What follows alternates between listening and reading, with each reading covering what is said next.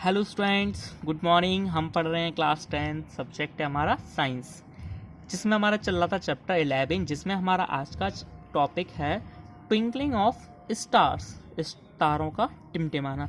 तारों का टिमटिमाना किस कारण से होता है, आज हम इस वीडियो में ये जानेंगे कि तारे क्यों टिमटिमाते हैं। इसको लेके हमारा क्वेश्चन बनता है why do stars twinkle. Hindi में बोलें तो तारे क्यों टिमटिमाते हैं। इस तरीके से इसको टॉपिक को लेके क्वेश्चन आता है। तो आइए स्टार्ट करते हैं हम टॉपिक को। The twinkling of stars due to atmospheric refraction.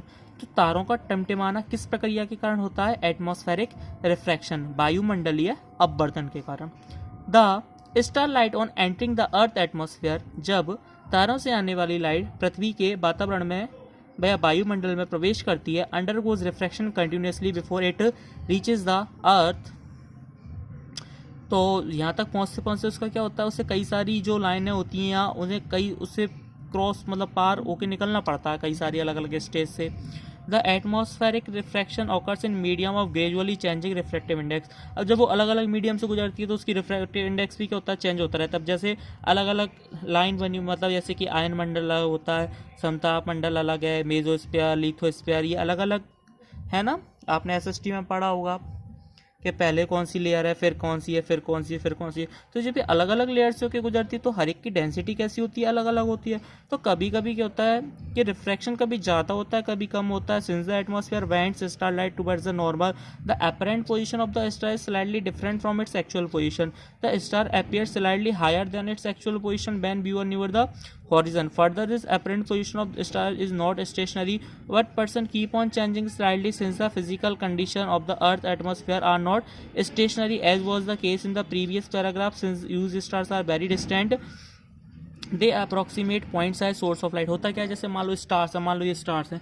अब क्या हो रहा है, ये अलग अलग आ रही है। जैसे पहले यहाँ से आई, फिर उसका क्या हुआ, रिफ्रैक्शन हुआ, फिर यहाँ से फिर वो नॉर्मल की तरफ झुक गई, फिर नॉर्मल से दूर हट गई। तो कभी कभी ये भी होता है कि लाइट कभी कम आती है, कभी ज़्यादा आती है। तो जो एक्चुअल पोजीशन होती है ना, वो कभी यहाँ दिखाई देती है रिफ्रैक्शन के कारण, कभी यहाँ दिखाई देती है। इसलिए तारे हमें कैसे देखते हैं, टिमटिमाते हुए दिखाई देते हैं। इतना से इसका आंसर है स्टूडेंट्स कि ट्विंकलिंग ऑफ स्टार्स किस कारण से होता है, एटमॉस्फेरिक रिफ्रैक्शन के कारण होती है ये चीज़।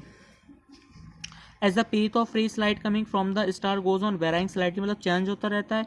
The apparent position of the star fluctuates and the amount of sunlight entering the eye flickers. The star sometimes apparent brighter and at some other time fainter, which is a twinkling effect। कभी ज़्यादा light आती है तो कभी ज़्यादा चमकते हैं, तो कभी कम तो ज़्यादा वो होता है, पर जब कम आती है तो कम दिखाई देती हैं। तो इसलिए कैसे दिखते हैं कि कभी कम फिर ज़्यादा, कम ज़्यादा, तो वो कैसे दिखते हैं, टिमटिमाते हुए दिखाई देते हैं। तो इस वीडियो में इतना ही स्टूडेंट्स, इसका इतना ही आंसर है। आंसर आपको लिखवा दिया जाएगा, आप उसको लर्न कर लीजिएगा और इस क्वेश्चन को बहुत अच्छे से लर्न कीजिएगा स्टूडेंट्स। और वीडियो को लाइक और शेयर ज़रूर कीजिएगा और चैनल को सब्सक्राइब करना मत भूलिएगा। Thank you students.